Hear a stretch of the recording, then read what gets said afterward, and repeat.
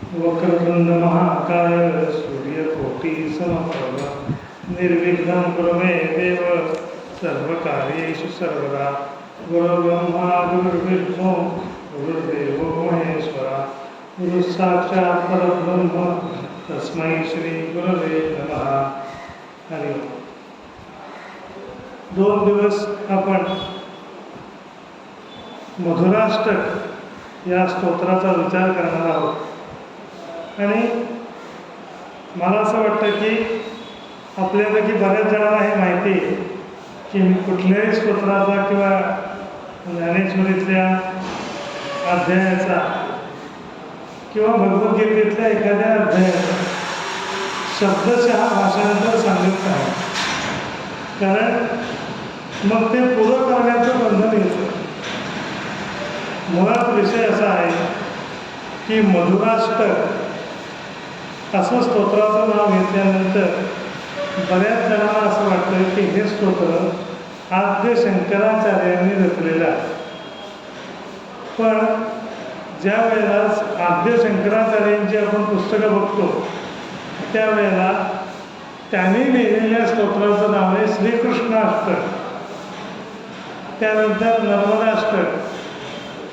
त्यामुळे या स्तोत्रावरती कुठेही असं रेडीमेड लिखाण नाही, कारण हे स्तोत्र वल्लभाचार्यांचं स्तोत्र आहे आणि वल्लभाचार्यांचं स्तोत्र असल्यामुळे किंवा त्यातलं नादमाधुर्य इतकं लोकांच्या कानात बसलेलं आहे, त्या नादमाधुर्यापोटी तुम्ही जर मोबाईलसारख्या माध्यमातून त्याच्या अर्थाचा विचार करायला गेला गुगलवर वगैरे बघून, तर तिथे ऐकायला भरपूर मिळेल.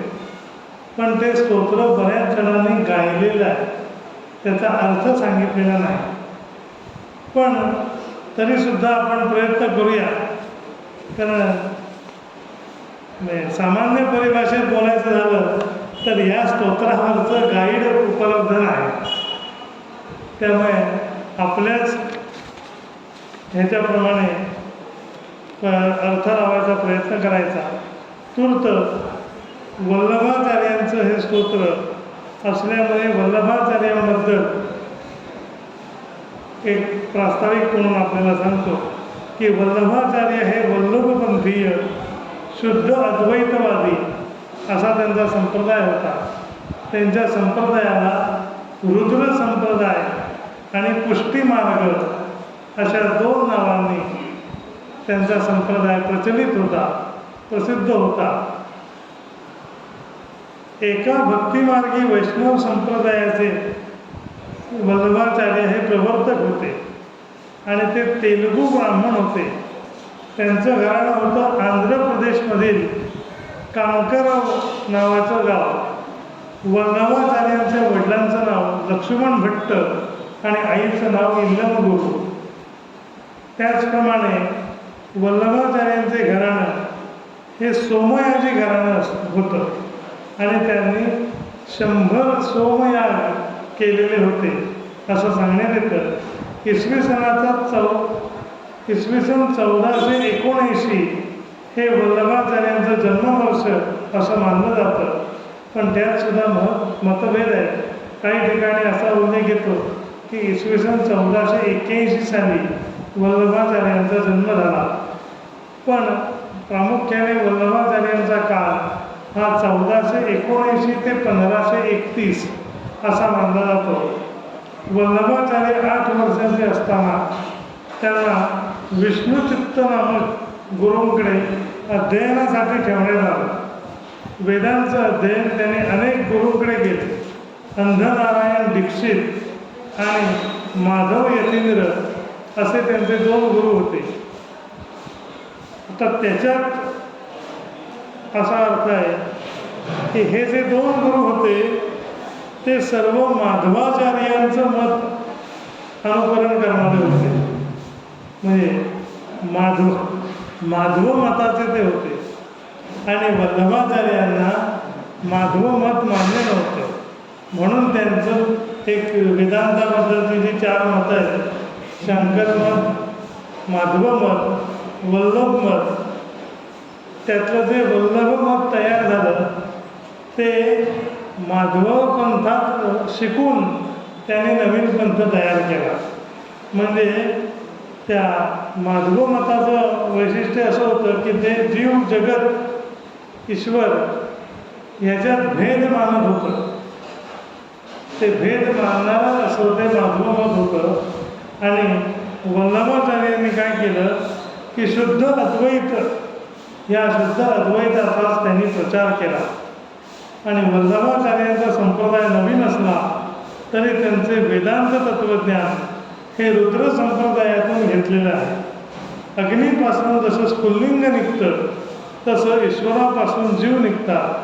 जीव हा शुद्ध ईश्वराचा शुद्ध अंश असून ईश्वर आणि जीव या दोघांमध्ये अद्वैत आहे. ब्रह्म हे माया संबंध रहित आहे म्हणून ते शुद्ध आहे. ही या तत्त्वज्ञानाची मूल बैठक आहे.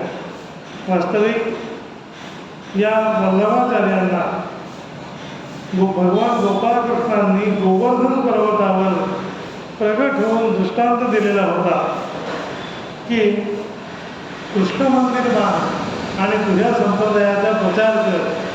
तर अशा वल्लभाचार्यांनी आपल्या शुद्ध अद्वैतवादी विषयाचा प्रचार केला. त्याच्यासाठी विविध अशा ठिकाणी तीर्थयात्रा केल्या.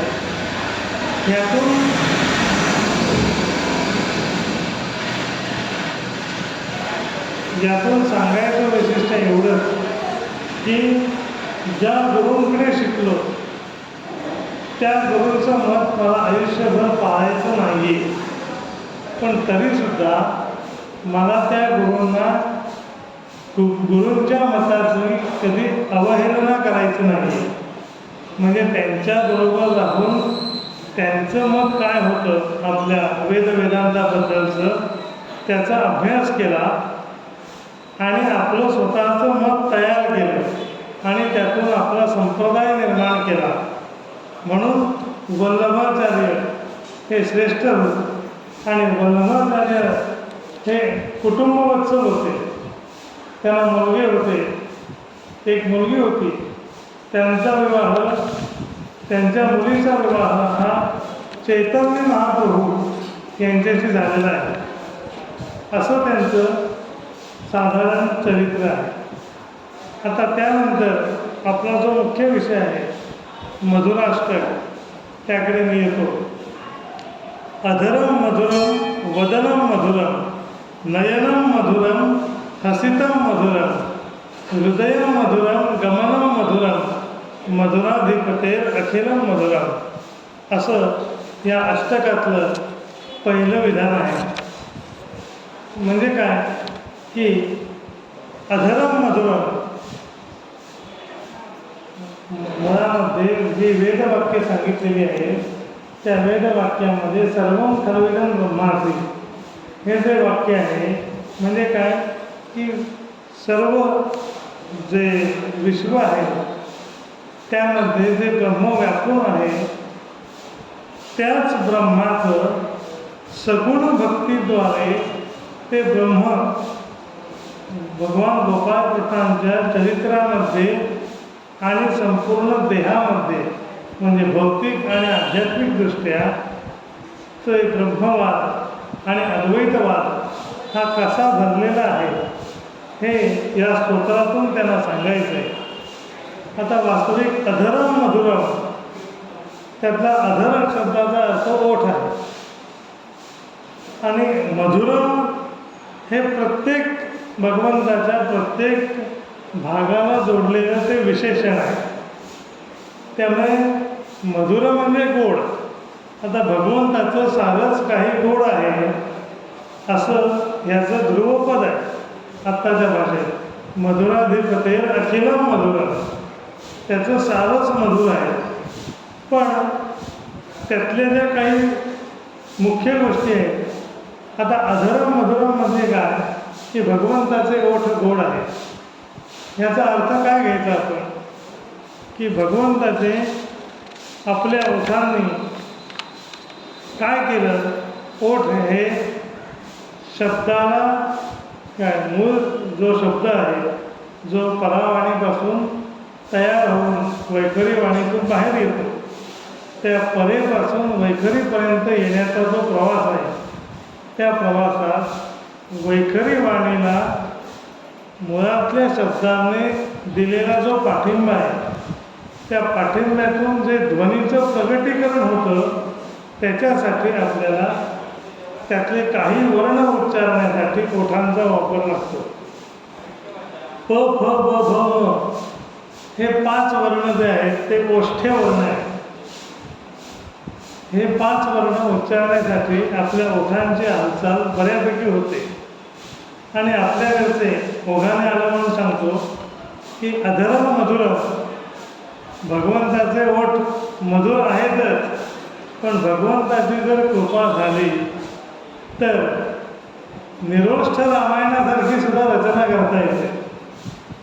मोरोपंतांची एक रचना अशी आहे की भगवंताचे हे सर्व शरीर भगवंताचं इतकं अप्रतिम आहे, मधुर आहे. त्यातल्या एकेका अवयवावर, म्हणजे जसं रामरक्षेमध्ये शिरोमेला गवप पातूक इथपासून पादो विभीषण श्रीधर हे जसं कवच आहे रामरक्षेतलं, तसं हे संस्कृतमध्ये वल्लभाचार्यांनी भगवान गोपाळकृष्णांचं वर्णन करताना तयार केलेलं हे एक कवच आहे. आणि त्याचा अर्थ, जसं रामाची स्तुती मी का करावी, शिरोमेला गवप पातू, म्हणजे माझ्या मस्तकापासून माझ्या पायापर्यंत माझं शरीर हे त्याच्या कृपेमुळे कधी स्थिर आणि कधी अस्थिर असलं पाहिजे, पण उत्तम असलं पाहिजे. म्हणून रामरक्षा रोज म्हणायची, म्हणून मधुराष्टक म्हणायचं. आणि हे भगवंताच्या सुंदर ओठांचं वर्णन का केलं, तर भगवंत बासरी वाजत होते. त्या ती बासरीसुद्धा, ती मुरलीसुद्धा रूपकात्मक आहे. तिला 6 छिद्र होती. षड्रिपूंवरती विजय मिळवल्याशिवाय, त्या 6 रिपूंवरती 6 छिद्रांवरती बोटं फिरवल्याशिवाय उत्तम असं जीवनसंगीत तयार होत नाही. आणि ते तयार झालेले जीवनसंगीत हे आपल्याला ऐकायला येतं, कारण ते आपल्याला ऐकायला यावं म्हणून भगवंतांनी त्याचे ओठ वापरले. अशा ठिकाणी ओठांचा वापर त्याने केलेला आहे. पण आपण त्याच्याकडे न बघता आपण फक्त दात ओठ खात असतो. त्याच्याऐवजी अधरम मधुरम कसं करता येईल, आपलं प्रत्येक शरीर हे स्वतःसाठी मधुर असतंच, दुसऱ्याला ते मधुर आहे हे सांगण्यासाठी आपल्याला विविध प्रसाधनांचा वापर करावा लागतो. या स्तोत्रातून आपल्याला हे शिकायचं आहे की माझ्यासाठी उत्तम असलेलं शरीर मी दुसऱ्यासाठी मधुर कसं करू शकतो, तर या माध्यमातून अधरम मधुरम. तर हा कृष्णभक्तीचा सर्व विषय आहे. आणि आपल्याला माहिती आहे, मोरोपंत नावाचे कवी होते, ते बारामतीचे होते. त्यांनी 108 प्रकारची रामायणं लिहिली. त्यात एक रामायण असं आहे, 66 आर्या आहेत त्याच्यात. त्या 66 आर्यांमध्ये प, फ, ब, भ, म ही 5 अक्षरं त्याने वापरली नाहीत, म्हणून त्याला निरोष्ठ रामायण असं म्हणतात. आता रामायण लिहायचं आहे, पण म हे अक्षरच वापरायचं नाही, मग राम हा शब्द लिहिणार कसा? त्यांनी पहिल्याच आर्यमध्ये रामाला दशरथ नंदन असं विशेषण वापरलं. म्हणजे जर भगवंताची कृपा झाली आणि जर आपण ठरवलं की ह्या अक्षरांना या स्तोत्रामध्ये स्थान द्यायचं नाही आहे, तरी त्यांना बाजूला करून आपण उत्तम असं स्तोत्र लिहू शकतो. ही कृष्णाची कृपा आहे. कारण मोरोपंतसुद्धा कृष्णभक्तच होते आणि वल्लभाचार्यांचा संप्रदाय हा सुद्धा कृष्णभक्तीत रममाण झालेला संप्रदायच होता. हे एक उदाहरण. हे गेय स्तोत्र आहे. जसं आता आपण म्हटलं निरोष्ठ रामायणाचा विषय, तसं गेय स्तोत्र असताना त्याला जसा कुठला ना कुठला तरी ताल आहे, तसाच कुठला ना कुठला तरी राग आहे. त्या संगीताच्या रागामध्ये सुद्धा प्रत्येक रागात काही स्वर वर्ज्य असतात, म्हणूनच त्या रागाची खुलावट होते. याचा अर्थ ते स्वर वाईट नसतात, फक्त त्यांना त्या ठिकाणी वापरायचे नसतात. म्हणून त्या स्वरांमधून बरं ते स्वर त्या संवादिनीमध्येच असतात. अधरम मधुरमवरती आपलं चाललं आहे, ते स्वर त्या संवादिनीमध्येच असतात. पण काही राग वाजवण्यासाठी किंवा म्हणण्यासाठी त्या स्वरांना चुकवून आपल्याला पुढे जावं लागतं, तेव्हा ते उत्तम प्रकारे ऐकू येतात.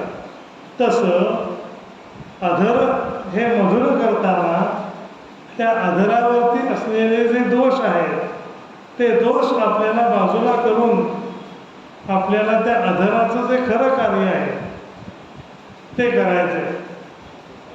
आता दुसरा अधर या शब्दाचा अर्थ असा, ज्या 10 दिशा आहेत त्यातली जी पृथ्वी लगत असलेली समांतर दिशा म्हणतात, तिला अधर दिशा असं म्हणतात.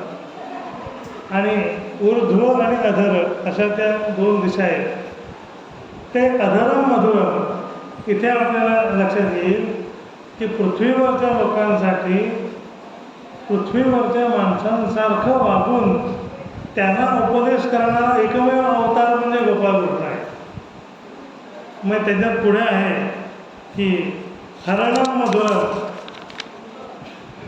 आणि तरणम मधुरम, म्हणजे तो भगवंत पोहत सुद्धा होता, भगवंत चोऱ्या सुद्धा करत होता. पण इथे म्हणजेच काय की पृथ्वीवरचा प्रत्येक माणूस कसा वागू शकतो हे कृष्णाने एकाच चरित्रात आचरून दाखवलेलं आहे.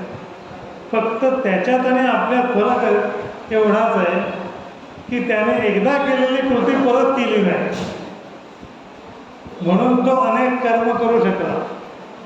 आपण रोज तेच कर्म करतो आणि 12-13 वर्षांनी त्याच्यात पारंगत होतो.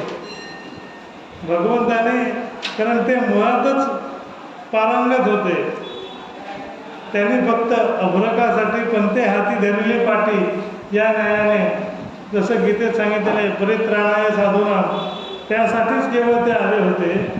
म्हणून त्यांनी प्रत्येक कृती ही माणसाप्रमाणे केली.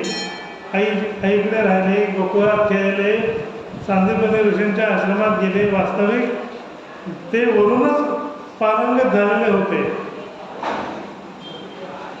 तर अशा गोपाळकृष्णांनी ह्या पृथ्वीवरती राहून ह्या पृथ्वीचा समतोल सुद्धा राखलेला आहे.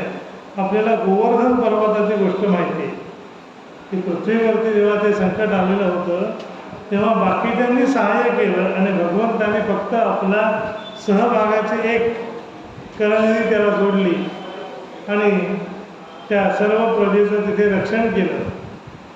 त्यानंतर दुसरा मुद्दा असा की पृथ्वीवरचं रक्षण करताना पृथ्वीवरच्या दुर्जनत्वाचा नाश करण्यासाठी सुद्धा भगवंताने आपले ओठ आपल्या जन्मानंतर लगेच वापरलेले आहे. पूतना वधाचा दृष्टांत आपल्याला माहिती आहे. अधरम मधुरम आहे, पण तरीसुद्धा त्या अधरम मधुरम केव्हा मधुर, आधी विषप्राशुनी जगताचं या दिदनी सुद्धा करुणाकर. आधी त्याने विष घेतलेलं आहे आणि नंतरच त्याने अमृत दिलेलं आहे. ते देवांना सुद्धा चुकलेलं नाही. आपल्याला पूतना वधाची गोष्ट माहिती आहे. त्या ठिकाणी भगवंताने अधराचा जो वापर केला ते सहन करून नंतर त्याने त्या राक्षसीला मारलं. म्हणजे काय की एखादी गोष्ट सहज मधुर होत नाही. बाजारातून दूध आणलं की ताबडतोब त्याचं दधी मधुर होत नाही. चांगल्यातून चांगलं घडण्यासाठी मध्ये वाईट घडावं लागतं. हे आपल्या वेदांतामध्ये चांगल्यातून चांगलं घडण्यासाठी मध्ये वाईट घडावं लागतं.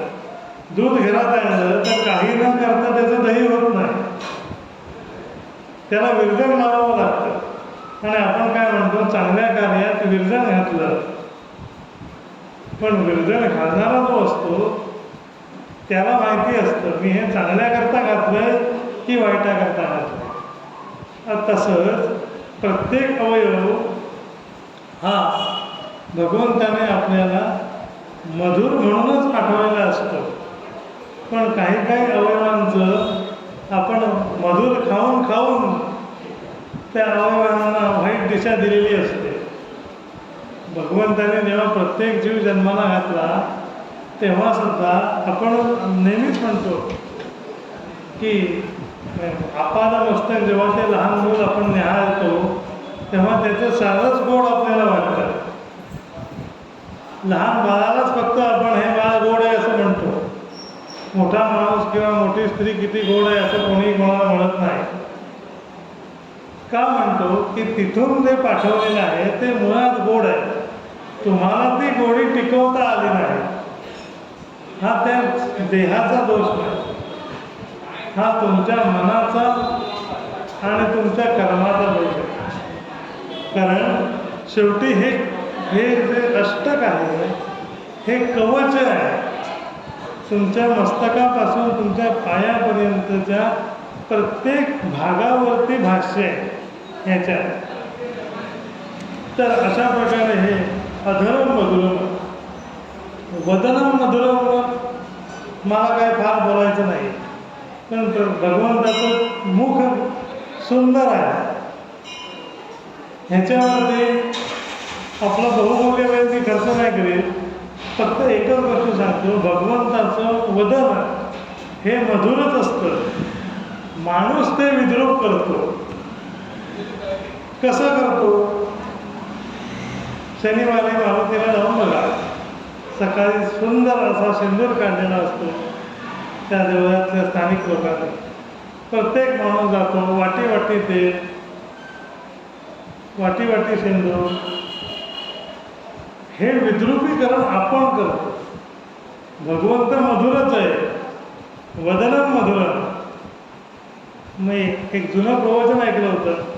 त्या प्रवचनकाराने असं सांगितलं की भगवंताचं जे वदन आहे ते मधुर आहे, तुम्ही काय करता त्याच्यावरती त्यांनी सांगितलेलं की म्हणे असा तुम्ही शनिवारी मस्तपैकी भगवा शर्ट घालून भगवा लेंगा घालून तिथे बसा आणि असे लोक येऊ दे आणि तुमच्या पायावरती डोक्यावरती बुदली बुदली तेल ओतू दे. संध्याकाळी तुमची स्थिती काय होईल ते आपल्याला असं वाटेल की कधी एकदा हे सगळे भक्तगण बाहेर जात आहेत आणि मी स्वच्छ आंघोळ करतोय. मग शनिवारी संध्याकाळी त्या मारुतीला काय वाटत असेल ह्याचा विचार आपण करायला हवा. कारण तो वदनम मधुरच आहे, वदनम मधुरमच आहे. आपल्या देवपूजेतल्या मूर्ती वदनम मधुरम, त्यांना गंध लावताना आपण कसं लावतो ह्याचा विचार आपण करायचा. आणि आपल्याला गंध लावताना आपण किती वेळा आरशात बघतो. भगवंताच्या समोर बऱ्याचशा देवळांमध्ये आरसा ठेवलेला असतो. भगवंताची पूजा झाली की भगवंताला त्यातले जे पुजारी आहेत त्याला पंढरपुरामध्ये बडवे असं म्हणतात.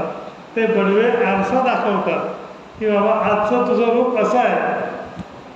आपण रोज पूजेत आरसा दाखवला भगवंताला तर तो म्हणेल माझं विशेषण आहे फक्त वदनम मधुरम. प्रत्यक्षात या पूजा करणाऱ्याने माझं काय वदनम मधुरम ठेवलं नाही की कसं ठेवलं नाही. हा विचार आपल्याला या स्तोत्रातून करायला हवा की जसं तो आपलं शरीर रक्षण करणार आहे तसं जसं आपण म्हणतो डोळ्यातनी बघतो ध्वनी परिसतो कानी पदी चालतो, तसंच भगवंताने त्याचं शरीर हे काय अधोगतीला असणाऱ्यांना उन्नतीकडे नेण्यासाठीच वापरलेलं आहे. पण आपण मात्र आज आपलं शरीर उत्तम गतीला असताना आपल्याला मिळतं, पण त्या शरीराला आपण अधोगतीकडे नेतो आणि भगवंत आपल्याला अधोगतीकडून ऊर्ध्वगतीकडे नेत असतो. आपण जेव्हा वरून येतो तेव्हा आपण शुद्ध असतो. वल्लभाचार्यांचं मूळ मत हेच आहे की शुद्ध अद्वैतवादी आहेत ते. मायाविरहित ब्रह्म त्यांना मान्य आहे वल्लभाचार्यांना. मनुष्य जन्माला येतो तेव्हा तो ब्रह्मा इतकाच पवित्र असतो. नंतर त्याला हळूहळू संस्कार जसे मिळतात तसे विकारही मिळतात आणि मग शेवटी आपल्याला पुन्हा उन्नतीकडे जाण्यासाठी वेगवेगळ्या माध्यमांचा वापर करावा लागतो. जसं म्हटलेलं आहे की सोहम सोहम असं प्रत्येक जीव हा आईच्या गर्भामध्ये म्हणत असतो, पण त्याचा जन्म झाल्यानंतर तो पुन्हा कोहम कोहम म्हणायला लागतो. हाच प्रवास आहे. आणि फक्त वल्लभाचार्यांनी काय केलं, जी निर्गुण निराकार भक्ती आहे, निर्गुण निराकार ब्रह्मतत्व आहे, त्या निर्गुण निराकार ब्रह्मतत्वाला या स्तोत्राच्या माध्यमातून सगुण भक्तीच्या रूपात आणि सगुण ब्रह्माच्या रूपात आणलं. एवढाच त्या दोघांमधला फरक आहे. जसं योगामध्ये असं सांगितलं जातं की सुरुवातीला 8 दिवस तुम्ही एक भिंतीवरती गोल काढा आणि त्या गोलाभोवती तुम्ही एकाग्र व्हा. 8-10 दिवसांनी तुम्हाला तो गोल असणं आवश्यक नाही. म्हणजे काय, आपण हळूहळू तिकडे जायला त्याची आपल्याला सवय होते. म्हणजेच काय, मुळात काही नाहीच पण ते आहे असं भिंतीवर मानून मग ते त्राटक करायला सुरुवात केली. नंतर त्या भिंतीवरच्या गोल रेषेचाही आपल्याला गरज पडली नाही. तसं सगुणाचेही आधारे निर्गुण पाविदती सत्वरे हे जे समर्थाने म्हटलं आहे, त्या सगुण परमेश्वराचं सगुण वर्णन केलेलं हे काव्य आहे. पुढे बघा, नयनम मधुर. भगवंताचे डोळे मधुर आहेत. त्यानंतर पण भगवंताची माणसाकडून हेच अपेक्षा आहे की मी सुद्धा तुझे डोळे मधुरच दिलेले आहेत, ते तुला टिकवले पाहिजे. हसितम मधुर. भगवंताचं हास्य मधुर आहे. भगवंताचं हास्यही मधुर आहे, पण भगवंताच्या हास्याला वेगवेगळे अर्थ आहेत. ते वेगवेगळे अर्थ कसे आहेत हा एक वेगळ्या चिंतनाचा विषय आहे. पण जसं माणसाच्या हास्याचे प्रकार आहेत तसे भगवंताच्या सुद्धा हास्याचे प्रकार आहेत. ज्या वेळेला द्रौपदी स्वयंवर झालं त्यावेळेला त्या दरबारामध्ये जे पांडव बसलेले होते, युधिष्ठिरापासून नकुल सहदेवापर्यंत, तिचं वस्त्रहरण होत आहे असं लक्षात येऊन सुद्धा कोणी काही केलं नाही.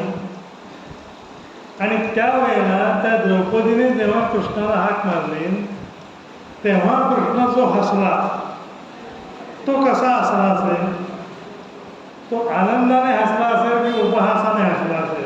हसितम मधुरमच आहे. पण तिथे एकदा हसला. नंतर सांदीपनी ऋषींच्या आश्रमात त्या गुरुपत्नीने दिलेला जो चणेराण्यांचा खाऊ होता तो सुदामाने खाल्ला. हे जेव्हा कृष्णाला कळलं तेव्हा कृष्ण कसा हसला असेल? त्यानंतर अर्जुन ज्या वेळेला युद्धाला जाताना युद्धाच्या आधीच आपलं देहभान विसरून गर्भगतीत झाला, त्यावेळेला त्याला युद्धाला प्रवृत्त करण्या अगोदर कृष्ण कसा हसला असेल? मला असं नेहमी वाटतं की माझे इथे 2-3 शिक्षक आहेत, 4. त्याच्यामुळे हे उदाहरण द्यायला काहीच हरकत नाही की आपण सोडवलेलं गणित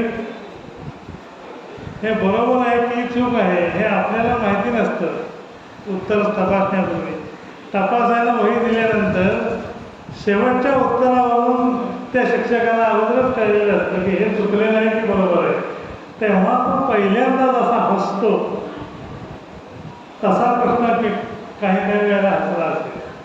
नंतर तो बरोबर त्या शिक्षक सांगतात की ही पायरी चुकले, ही पायरी चुकले, किंवा सगळं उत्तर बरोबर आहे आणि पायऱ्या चुकले असतील तरीसुद्धा शिक्षक हसतो. आणि सांगतो उत्तर गाड्यात तर काढलेलं आहे, फायदे चुकलेले, हसितम मधुरम. त्या हसण्याला सुद्धा अनेक अर्थ आहेत. तसा कृष्ण किती वेळा हसला असेल. मग अगदी त्याच्या जन्मापासून त्याच्या प्रत्येक लीलेत तो हसला आहे.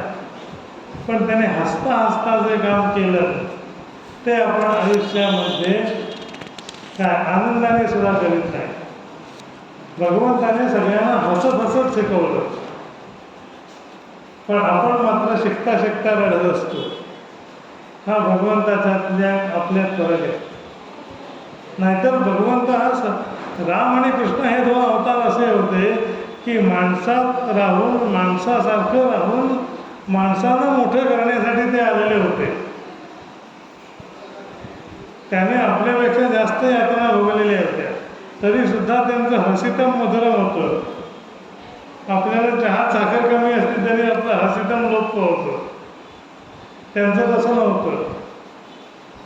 त्याने आपल्या घरात साखर लोणी नाही मिळालं तर दुसऱ्याच्या घरातलं फोडून खाल्लं नाही, म्हणून सुद्धा त्यांचं हसितम मधुरम कधी लोप पावलं नाही. आणि त्याने अशा चोऱ्या केल्या नाही. पुढे आहे हरणम मधुरम असं जे विशेषण आहे ते भगवंताच्या चोरीबद्दलच आहे. असं असून सुद्धा त्यांचं हसितम कधी मावळलं नाही. आणि आपलं मात्र हसितम हे क्वचितच मधुर असतं. म्हणजे शुद्ध अद्वैतवाद हे सांगताना अद्वैताचा अनुभव घेण्यासाठी आपल्याला माध्यमांचा वापर करावा लागतो. आणि त्याचा अनुभव संपला की पुन्हा द्वैतात येण्यासाठी त्या गोष्टीचा त्याग करावा लागतो. पण खरं अद्वैत जे आहे त्याला माध्यमांची गरजच नाही. त्याला रंग नाही आहे, रूप नाही आहे, किंवा अमुक दिवशीच ब्रह्म सापडतं असं वेळापत्रक सुद्धा नाही. असं कोणी सांगू शकत नाही मला सोमवारीच शंकर भेटतो, शुक्रवारी शंकर भेटत नाही. मी मुद्दामून भेटतो असं विशेषण वापरतो. तसं रविवारी ब्रह्म मिळतं, शनिवारी ब्रह्म मला सापडत नाही असं होत नाही. शनिवारी काय ते ब्रह्म जे सनातन ब्रह्म आहे ते काही शनिवारी आपल्यासारखं बाजारात जात नाही. ते आहे त्या जागी असतं. तुम्ही त्या ब्रह्मापर्यंत जात नाही. विनोबा भावे असं म्हणतात की अद्वैत म्हणजे काय, ते ब्रह्मतत्वाची अनुभूती घेणं म्हणजे काय की देह, बुद्धी, मन आणि कृती ह्या चारही एकाच ठिकाणी असल्या की तुम्हाला प्रत्येक कृतीत ब्रह्म सापडतं.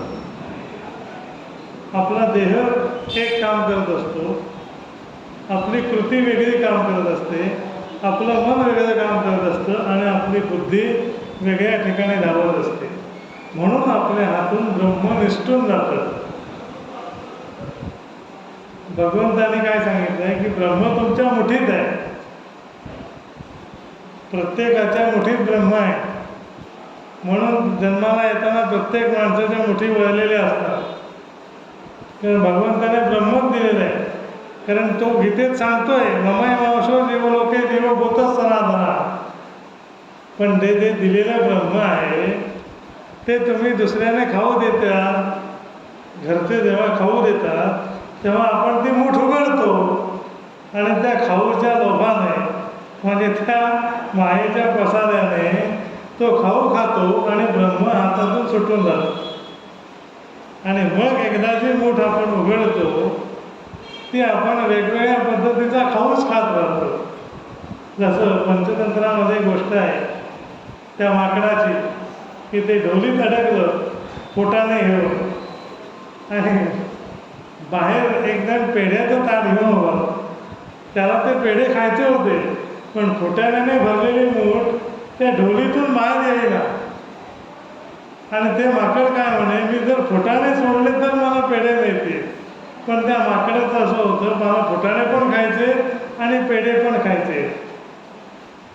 मग त्याचं हसितम मधुरम मावळलं आणि आपण त्याच्या कृतीला आपण हसायला लागलो.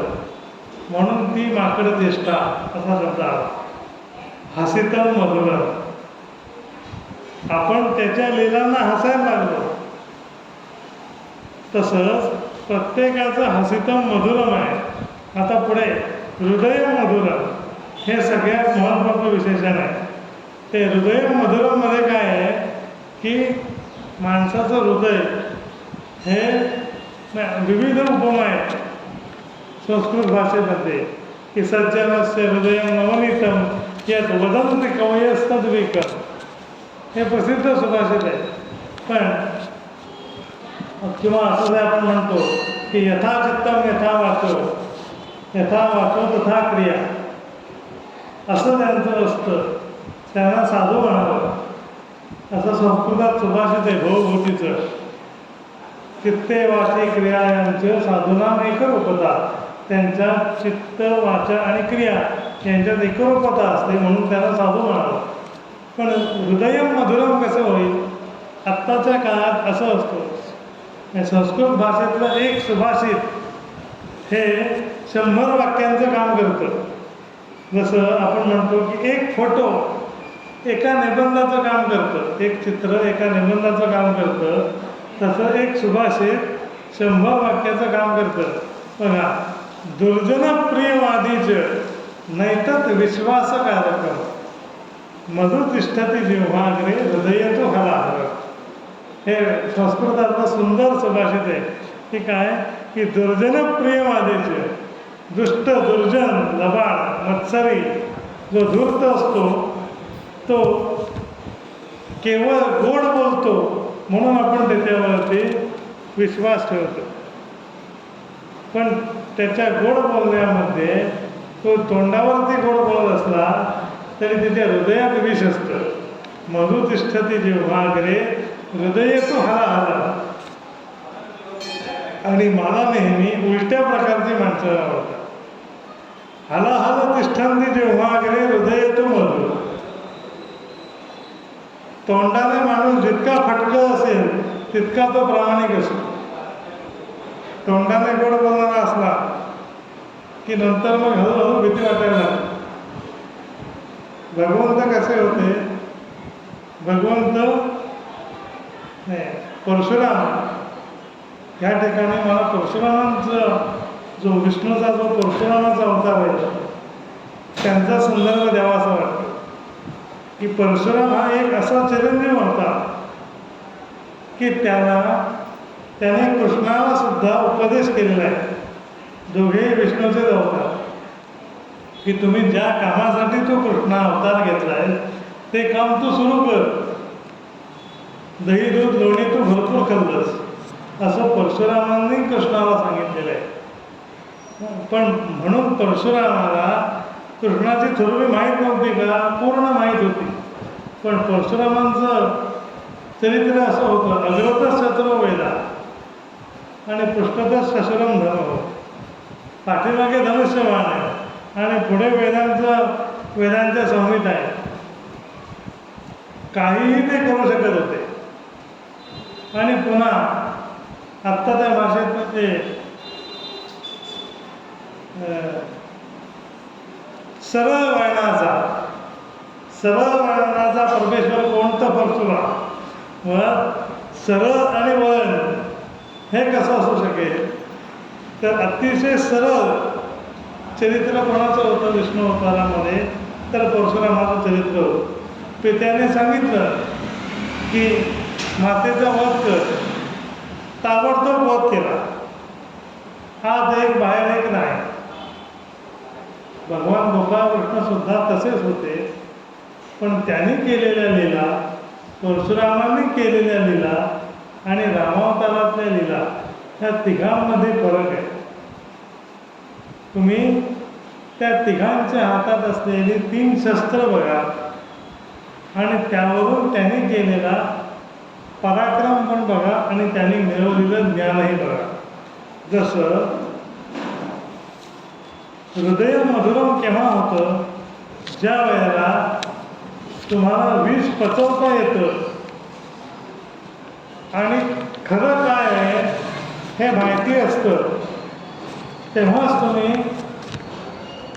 काय सत्य ऐकू शकता आणि सत्य बोलू शकता.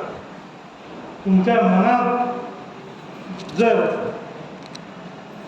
पावित्र्य असेल, तुमच्या मनात कुठल्याही प्रकारचा विकार नसेल, तरच मनुष्य स्पष्ट बोलू शकतो.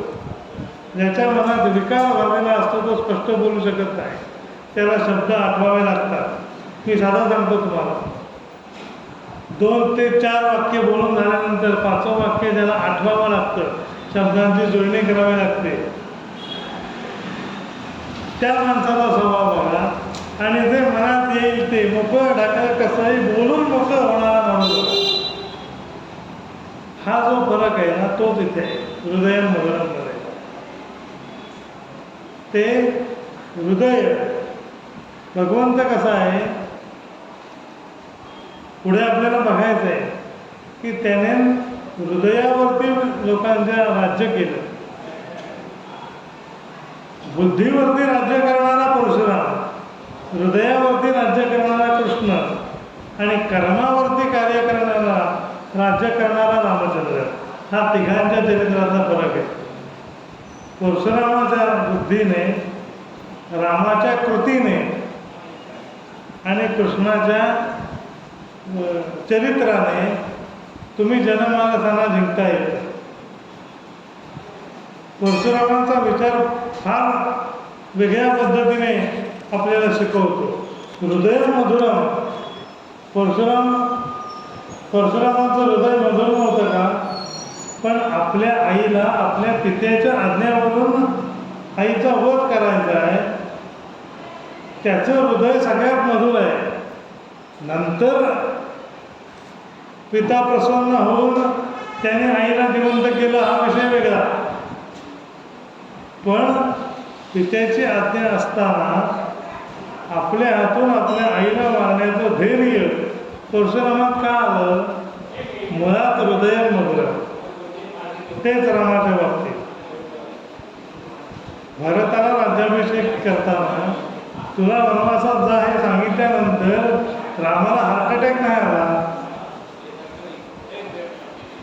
का? की पुढे काय होणार आहे आणि हे कशाकरता सांगितलेलं आहे,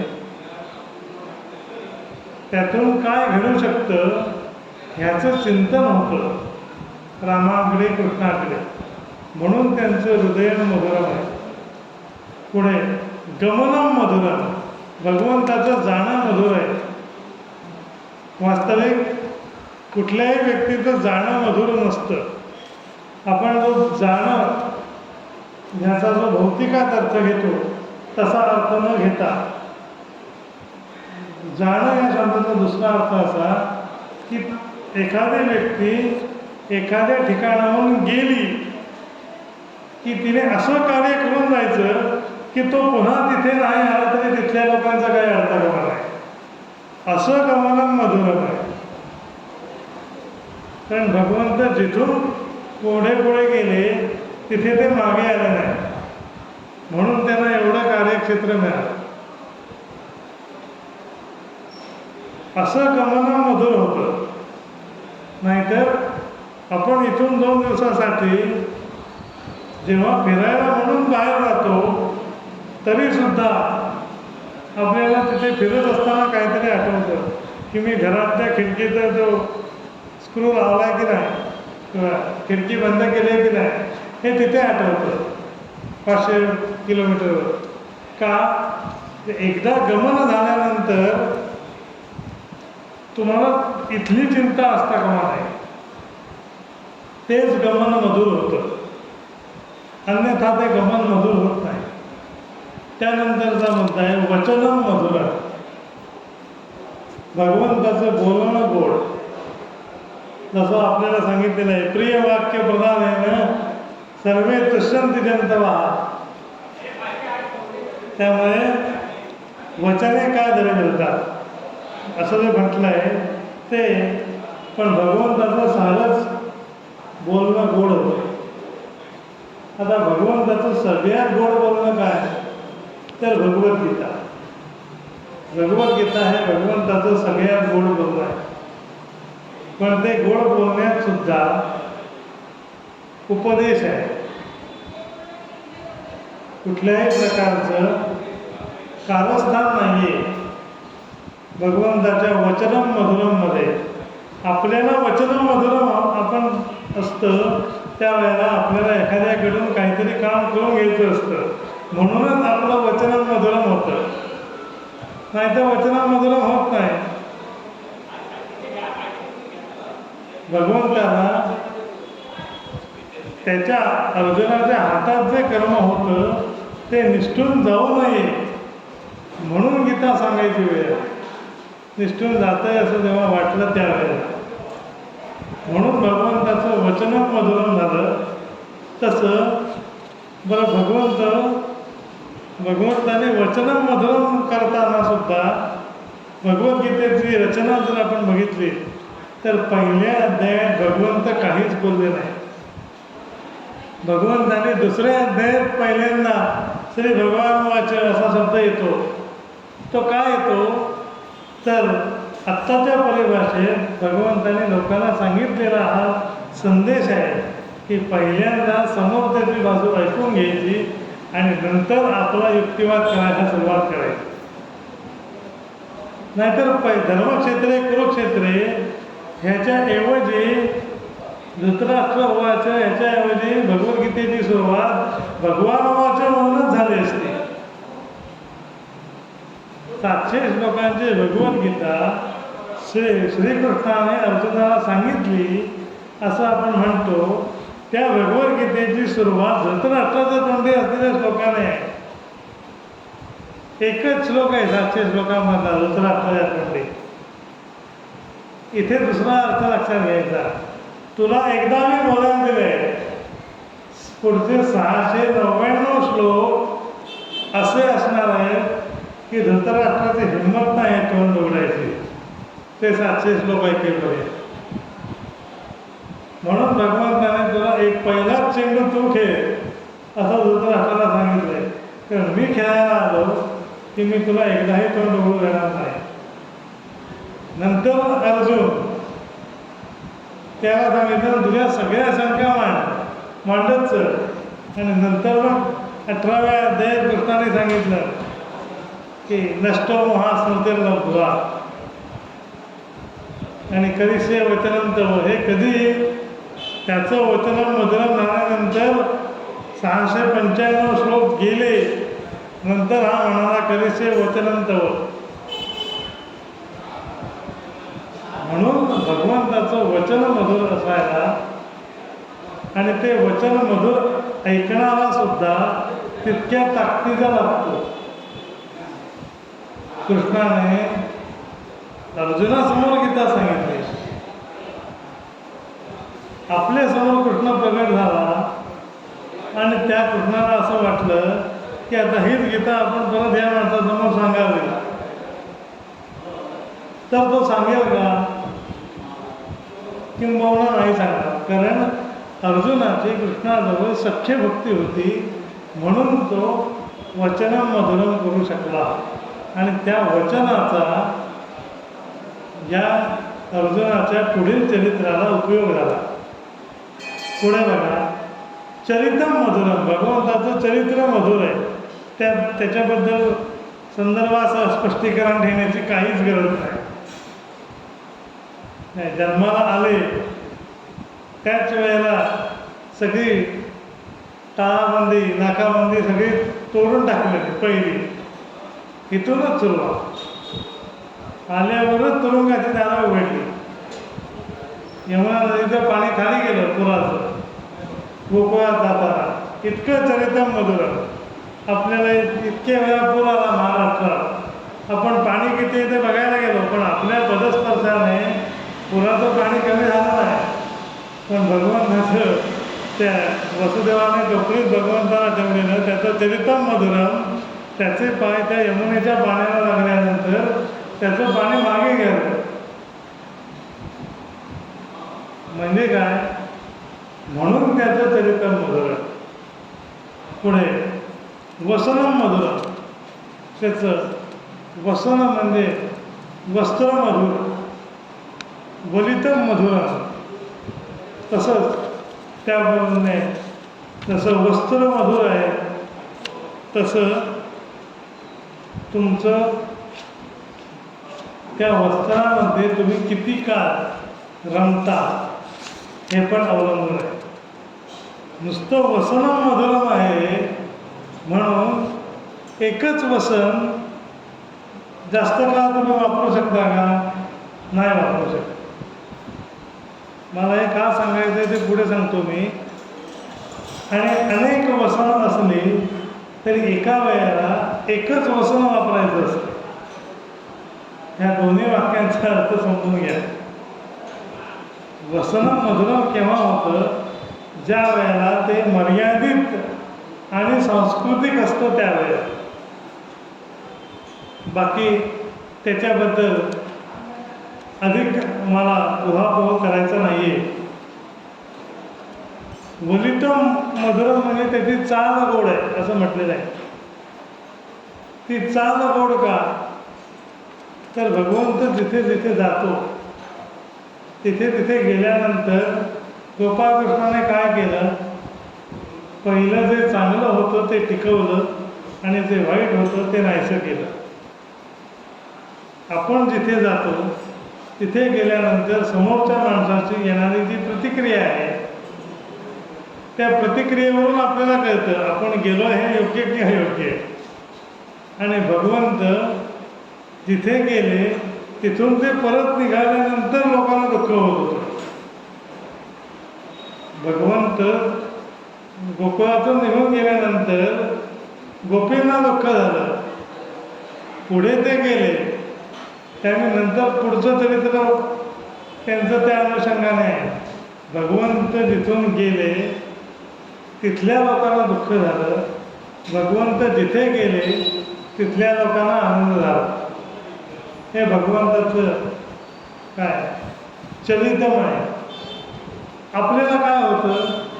आपल्याला खरं सांगतो मी जवळजवळ बऱ्याच प्रवचनातून हे सांगितलेलं आहे की आपल्याला भगवंत गेल्यावर आनंद होतो, आल्यावर आनंद होत नाही. उदाहरण परत एकदा सांगतो, जुनं उदाहरण आहे. गणपती घरी घेऊन येतात तेव्हा त्याच्यावर पिशवी घालून बंद करून त्याला घरी आणतात. एकच झाड वाजवीत असतो कोणतरी. नाही, गणपती घरी आल्यावर आपल्याला आनंद नाही, जाताना मिरवणुका काढतात. वास्तविक गणपती विसर्जन होत असताना तो शांतपणे गेला पाहिजे. तेव्हा तुम्ही मिरवणुका काढता म्हणजे तो गेलाय म्हणून तुम्हाला आनंद होतोय ना. आणि तो घरी येताना त्याला शांतपणे आणताय. मग आता 8 दिवस मला त्याची रोज पूजा करायला हवी, हे दुःख आहे की आनंद आहे? हे जेव्हा उलटं होईल तेव्हा आपलंही चलितम मधुरम होईल आणि त्याचंही चलितम मधुरम होईल. हा विपर्यास आहे आणि हा प्रत्येक ठिकाणी आहे. गणपती आणतानाच वाजत गाजत आला पाहिजे. परमेश्वर तुमच्या घरी येतोय. परमेश्वर त्याच्या घरी जाताना त्याला वाजत गाजत कसा पाठवू आपण? माणूस भगवंत आपल्या घरी यावा म्हणून सगळ्यांचा प्रयत्न आहे. पण माणूस भगवंताच्या घरी निघाला की त्याला वाजत गाजत देतो का आपण? काही ठिकाणीच नेतात. आता तर त्याचा सुद्धा स्पीकर आहे. हा विचार करायला पाहिजे. हे स्तोत्र आहे का फक्त शुद्ध अद्वैत, शुद्ध ब्रह्म, मायाविरहित ब्रह्म हे फक्त शब्दबंबा आहे. आपल्याला त्या स्तोत्राकडे बघताना आपण त्याच्या चरित्रातलं काय घेतलं? अर्चना करताना आपण काय घेतलं? म्हणजे वलितम मधुरम, चलितम मधुरम, भ्रमितम मधुरम. त्याचं अत्र तत्र जाणं सुद्धा मधुर आहे. भगवंत कधी उगाच कोणाकडे गेले नाही. ते जाण्याची सुद्धा जी गती होती ती चंद्राच्या कलेप्रमाणे होती. ती शुक्ल पक्षातल्या द्वितीयेला एका स्थानावरून दुसऱ्या स्थानाकडे जायचं असतं. हा जो एक विषय आहे हा फार ऐकण्यासारखं आहे, पण न्याय द्यायला आत्ता वेळ नाही आहे. पण भ्रमितम मधुरम आणि चलितम मधुरम हे जे दोन विशेषण आहेत त्याचा संबंध तुमच्या गमन आगमन आणि भ्रमण याच्याशी निगडित आहे. नंतर वेणूर मधुरो वेणूर मधुरो म्हणजे त्याचं बासरी वाजवणं गोड आहे. नंतर त्याच्या पायांची जी धूळ आहे, चरणांची धूळ ती मधुर आहे. पाणीर मधुरो पादो मधुरो, यातलं पाणीर मधुरो महत्त्वाचं आहे. त्याचे हात मधुर आहे. याचं कारण काय की भगवंताने आपल्या हाताने प्रत्येकालाच काही ना काहीतरी दान दिलेलं आहे. पाणी म्हणजे हात. ते हात भगवंताचे का मधुर आहे? तुकारामांचा प्रसिद्ध अभंग आहे की कृष्णजन्म हा राम अवतारात झालेल्या घटना आणि त्यात केलेली कर्म याची परतफेड होण्यासाठी कृष्णजन्म आहे. राम अवतारात रामाने सगळ्यांची मदत घेतली आणि कृष्णावतारात कृष्णाने सगळ्यांना त्याचं दान देऊन टाकलं. झाडपाला खाऊन रामायणात सेतू मांडत होते त्याचे वानरसेना. त्याच वानरसेनेला कृष्णावतारात भगवंताने लोणी दिलं, पाणीर मधुर. ज्याला जे हवं आहे ते दिलं आणि पुन्हा हाताने दिलं. डाव्या हाताने दिलं ते उजव्या हाताला कळलं नाही आणि उजव्या हाताने दिलं ते डाव्या हाताला कळलं नाही. असं दान महत्त्वाचं आहे. आणि भगवंताने गीतेच्या 12व्या अध्यायात मला वाटतं एक श्लोक सांगितलेला आहे, अभयम सत्व संशोध्य. अभयदान सुद्धा दिलेलं आहे. बघा तुम्ही त्या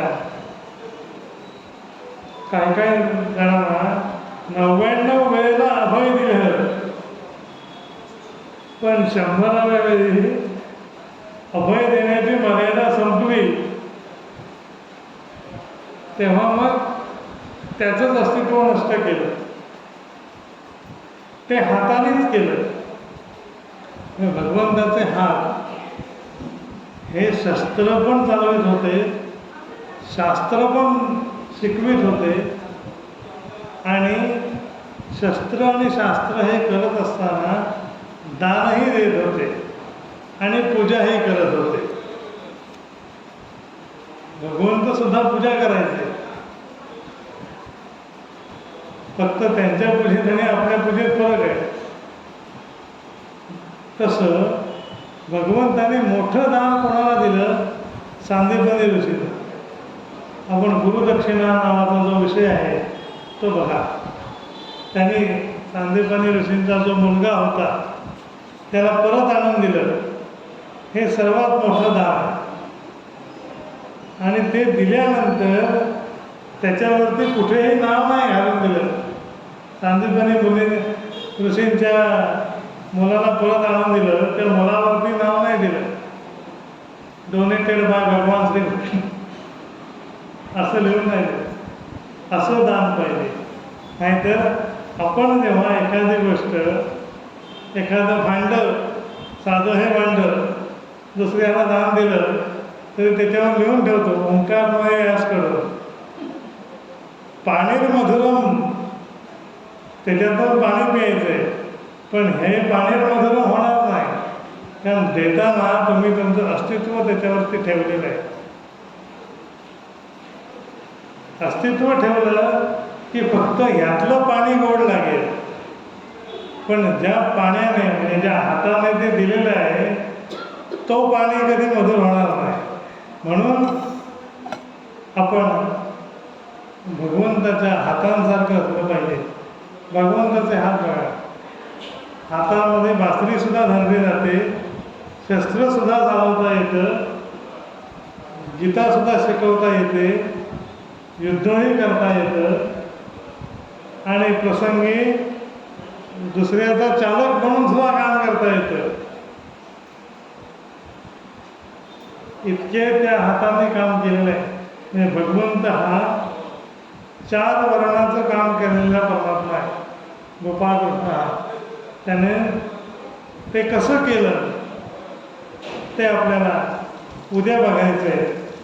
पुढे बघा, त्याचं नृत्य मधुरम, पादव मधुरम, त्याचे पाय मधुर आहे, त्याचं नृत्य मधुर आहे, सख्यम मधुरम, त्याने केलेली सख्य भक्ती ही मधुर आहे. आणि त्याच्यावर त्याच्या प्रती केलेली सख्य भक्ती नुसती मधुर नाही तर अजरामर ठरली.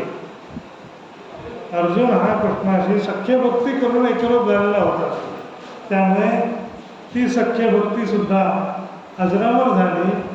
अर्जुनाचं चरित्रसुद्धा अजरामर झालं.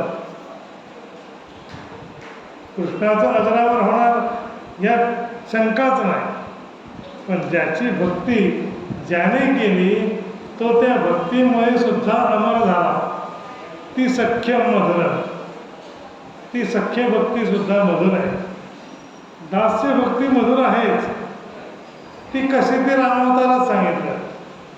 मारुती राय हे प्रभू रामचंद्रांचे दास होते आणि इथे गोपाळ कृष्ण रामचंद्रांचे मित्र होते. आधी दास झाला आणि मग मित्र झाला, ही रचना आहे. आपण आधी मित्रत्व करतो आणि नंतर दास्यत्व जमत नाही म्हणून पळ काढण्याचा प्रयत्न करतो. भगवंताने आधी दास्य भक्तीचा स्वीकार केला मारुतीरायांच्या आणि त्याला चिरंजीव केलं. रामावतारामध्येच 2 चिरंजीव झाले, हनुमंत आणि विभीषण.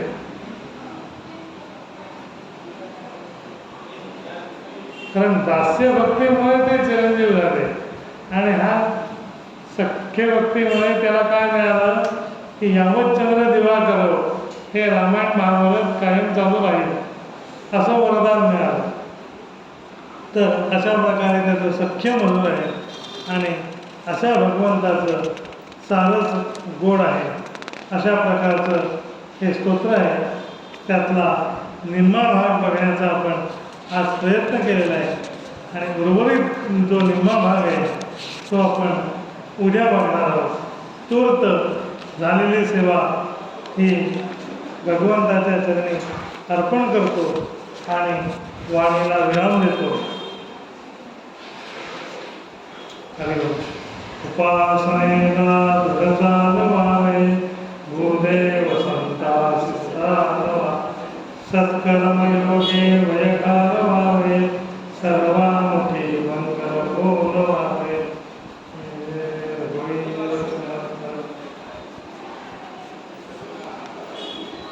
उद्या संध्याकाळी 8 वेळेला पुढचा अर्धा भाग.